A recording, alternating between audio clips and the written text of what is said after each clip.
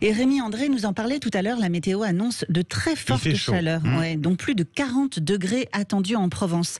Pour en parler ce matin, notre invité, Wilfried Guardigli, médecin généraliste à la Seine-sur-Mer, président du syndicat des médecins généralistes France dans le Var. Bonjour Wilfried. Bonjour. Bonjour et bienvenue sur Sud Radio. 5 départements au total en vigilance orange canicule dans le sud-est, dont le Var. Docteur, quels conseils déjà vous pouvez donner à nos auditeurs qui habitent dans ces départements pour ne pas trop souffrir de cette chaleur, notamment là au réveil en début de journée pour commencer? Bon, alors c'est bien sûr les conseils de bon sens d'organiser des courants d'air. Ceux qui ont la clim, ils ont de la chance.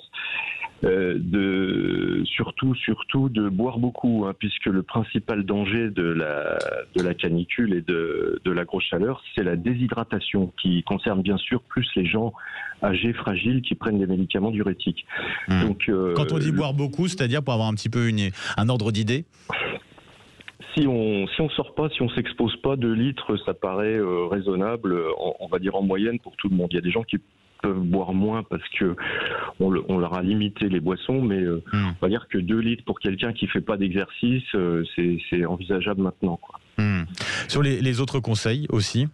Ne pas faire du sport en plein soleil, voilà, des choses qui paraissent pour les jeunes. Effectivement, les jeunes ils se disent je suis en forme, je vais faire du sport au soleil, ça me gêne pas. Et en fait, ils vont se déshydrater encore beaucoup plus vite. Alors là, mettons un jeune qui fait du sport, il lui faut 3-4 litres, quoi. C'est vraiment beaucoup. Parmi les rappels, c'est important de les faire effectivement, docteur. On évite l'alcool, bien sûr, j'imagine. Donc, l'alcool n'apporte absolument rien, au contraire. La bière ne rafraîchit, mais donne l'illusion, c'est ça. C'est une illusion, c'est comme les boissons sucrées, ça donne une illusion, mais en fait, seule l'eau permet de se réhydrater. Demain, la journée est classée rouge sur les routes également, c'est important de le signaler dans le sens des retours. Là-dessus aussi, quel conseil vous donnez pour éviter le coup de chaud si on est coincé dans les bouchons demain? C'est toujours pareil, il faut avoir de l'eau plutôt fraîche, donc un petit thermos avec de l'eau fraîche et puis boire et puis s'arrêter dès que possible sur les stations pour marcher un peu, se dégourdir les jambes et aller aux toilettes.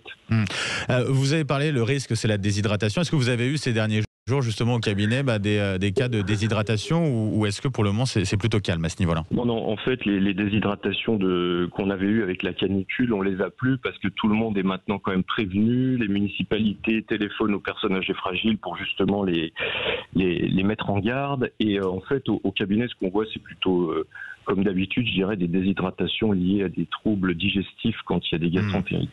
Bien sûr. Bon, en tout cas, cette chaleur, elle ne semble pas déranger le Covid. Plus de 500 cas pour 100 000 habitants dans votre département. On a finalement aujourd'hui la preuve que ce virus, il n'est pas saisonnier, docteur. Absolument, effectivement. L'an dernier, au mois d'août, j'en ai eu 0, alors que là, j'en ai vraiment beaucoup plus que pour les autres vagues. Donc, effectivement, le Covid aime bien le soleil aussi. Comment vous expliquez ça, cette différence entre l'été dernier, où ça a été très calme, notamment du côté de chez vous, là, dans le sud-est, dans le Var en tout cas, et cette année, où finalement ça explose le nombre de cas? Alors donc c'est pas le même variant et en fait c'est un virus qui s'adapte et qui a un génie évolutif qui fait qu'il peut effectivement s'affranchir des conditions climatiques et du reste. C'est l'évolution du virus en fonction de son propre génie évolutif. Dernière question, Wilfried Guardigli, justement là-dessus, c'est quoi les profils un petit peu des gens qui viennent chez vous et qui ressortent avec un test positif au Covid? En fait, c'est plutôt des jeunes qui se rendent pas compte qu'ils ont été touchés, quoi. Ils viennent en se disant tiens, je me sens pas bien aujourd'hui, et puis on leur fait le test et il est très positif très vite.